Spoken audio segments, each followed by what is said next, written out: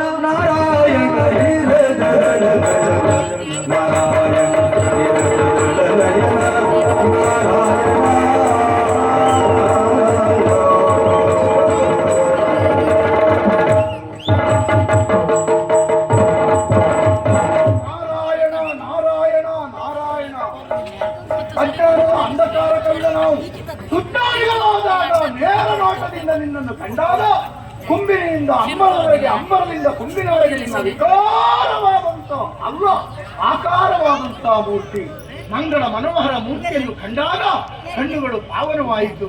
ಓ ಭಗವಂತ, ನಾವ್ಯಾರು ನೀನ್ಯಾರು ಎನ್ನುವುದು ನಮಗೆ ಅರ್ಥವಾಗಲಿಲ್ಲ ದೇವ.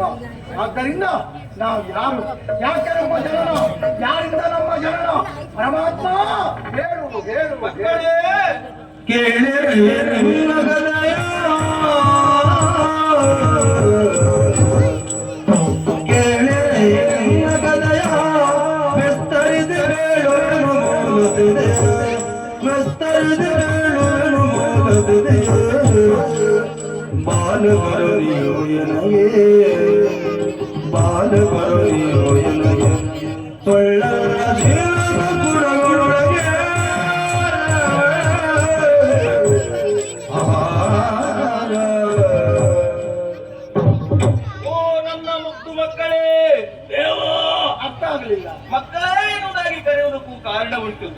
ನಿಮ್ಮ ಹುಟ್ಟಿಗೆ ನೇರ ಕಾರಣಕರ್ತನೆ ನಾನೇ ಇದ್ದೇನೆ ಮಕ್ಕಳೇ.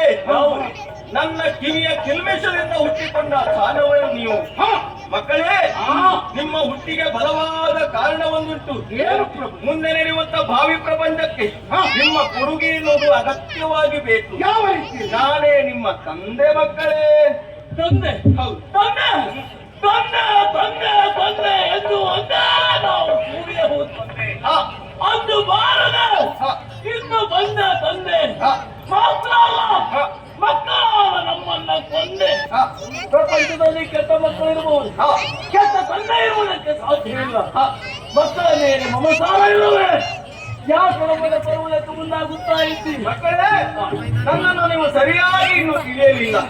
ತಂದೆಯಾಗಿರುವಂತ ನಾನು ನಿಮ್ಮನ್ನ ಕೊಲ್ತೇನೆ ಅಂತ ಆದ್ರೆ ನೀವು ಸಾಯುವುದಕ್ಕೆ ಹುಟ್ಟಿಕೊಂಡಿರಿ ಅಂತ ಆಯ್ತು ಮಕ್ಕಳೇ. ಆಗ ಒಂದು ಪರಮಾತ್ಮ ಏನು, ನಿನ್ನ ಮಕ್ಕಳಾಗಿ ನಮ್ಮ ಕೊನೆಯ ಆಸೆ ಬಂಜೆಯಾಗಬಾರದು. ಖಂಡಿತ ಬಂಜೆಯಾಗುವುದಕ್ಕೆ ಸಾಧ್ಯವಿಲ್ಲ. ಅದಕ್ಕಿಂತ ಉಚಿತವಾಗಿ ನಿಮ್ಮ ಸಾವು ಯಾಕೆ ಬೆಲ್ಲಿದ? ಮುಂದಿನ ಪ್ರಪಂಚಕ್ಕೆ ನಿಮ್ಮ ಸಾವು ಎನ್ನುವುದು ಅಗತ್ಯವಾಗಿ ಬೇಕು ಮಕ್ಕಳೇ. ಆಗಿರುವಂತ ನಿನ್ನನ್ನು ಕೊಲ್ಲುವುದರ ಮುಖೇನವಾಗಿ ಮೇದಿನಿಯ ನಿರ್ಮಾಣವೆನ್ನುವುದು ನಿನ್ನ ಚರ್ಮದಿಂದ ಆಗ್ತದೆ. ಮಾತ್ರವಲ್ಲ, ಕೈಟವನಾಗಿರುವಂತ ನಿನ್ನನ್ನು ಕೊಲ್ಲುವುದರ ಮುಖೇನವಾಗಿ ಕೀಟ ಮರ ಗುಡ್ಡ ಅನೇಕ ಪ್ರಕೃತಿಯ ಬೆಳವಣಿಗೆಗೆ ನೀವು ಕಾರಣಕರ್ತರಾಗ್ತೀರಿ. ಇದು ಆಗಬೇಕು ಅಂತಾದ್ರೆ, ಪ್ರಪಂಚ ನಿರ್ಮಾಣ ಆಗಬೇಕು ಅಂತಾದ್ರೆ ನಿಮ್ಮಿಬ್ಬರ ಪ್ರಾಣ ಅಥವಾ ನಿಮ್ಮಿಬ್ಬರ ದೇಹ ನನಗೆ ಅಗತ್ಯವಾಗಿರಬೇಕು ಮಕ್ಕಳೇ. ಓ, ಅಳಿಯುವುದು ಕಾಯ, ಉಳಿಯುವುದು ಕೀರ್ತಿ. ಹಾಗಾದ್ರೆ ನಾವು ಸತ್ರು ನಮ್ಮ ಹೆಸರು ಏನು ಪ್ರಪಂಚದಲ್ಲಿ ಉಳಿತಾನೆ ಅಂತಾದ್ರೆ, ತಂದೆಯಾದಂತ ನೀನು ಕೊಲ್ತೀಯ ಅಂತಾದ್ರೆ ಆದರೊಂದು ಏನು ದೇವರಾಗಿ ನೀನಾಡಿದಂತಹ ಮಾತನ್ನ ಉಳಿಸಿಕೊಳ್ಳಬೇಕು ತಾನೆ. ಎಲ್ಲಿ ನೋಡಿದರಲ್ಲಿ ಜಲಮಯವಾದ ಪ್ರದೇಶ, ಒಂದು ಹನಿ ನೀರು ಬದುಕೈತವರ ಶರೀರಕ್ಕೆ ಸೋಂಕನ ಹಾಗೆ ನಮ್ಮ ಪ್ರಾಣವನ್ನು ತೆಗೆದುಕೊಳ್ಳದೆ ಅದರ ಬಗ್ಗೆ ನಾನು ಮನವಿ ಮಾಡಿದ್ದೇನೆ. ಯೋಚನೆ ಮಾಡಬೇಡಿ, ಪದ್ಮಾಸನಾಗಿ ಕುಳಿತುಕೊಂಡಿರ್ತೇನೆ.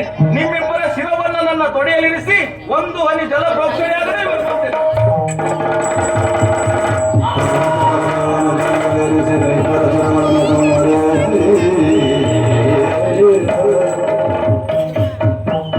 ದುಷ್ಟರಾಗಿರುವಂತ ಮಧುಕೈಟವರನ್ನ ಕೊಂದ ಹಾಗಾಯ್ತು. ಮಧುವನ್ನ ಕೊಲ್ಲುವುದರ ಮುಖೇನವಾಗಿ ಭೂಮಿಯ ನಿರ್ಮಾಣವನ್ನು ಮಾಡಿದ್ದೇನೆ. ಕೈಟವನನ್ನ ಕೊಲ್ಲುವುದರ ಮುಖೇನವಾಗಿ ಬೆಟ್ಟ ಗುಡ್ಡ ಮರ ಇತ್ಯಾದಿಗಳ ನಿರ್ಮಾಣ ಆಗಿದೆ. ತಾಮಸ ಗುಣವನ್ನ ಹುಳ್ಳನತ್ತ ಬ್ರಹ್ಮದೇವ ಶರಣಾಗಿದ್ದಾನೆ. ಸೃಷ್ಟಿ ಮಾಡುವುದಕ್ಕೆ ಅವರಿಗೆ ಅನುಮತಿಯನ್ನು ಕೊಡುವುದರ ಮುಖೇನವಾಗಿ ಪಾಲನಾಕರ್ತನಾಗಿರುವಂತ ನಾನು ವೈಕುಂಠವನ್ನ ಸೇರಿಕೊಂಡು ಪಾಲನಾ ಕಾರ್ಯದಲ್ಲಿ ಭಾಗಿಯಾಗ್ತೇನೆ.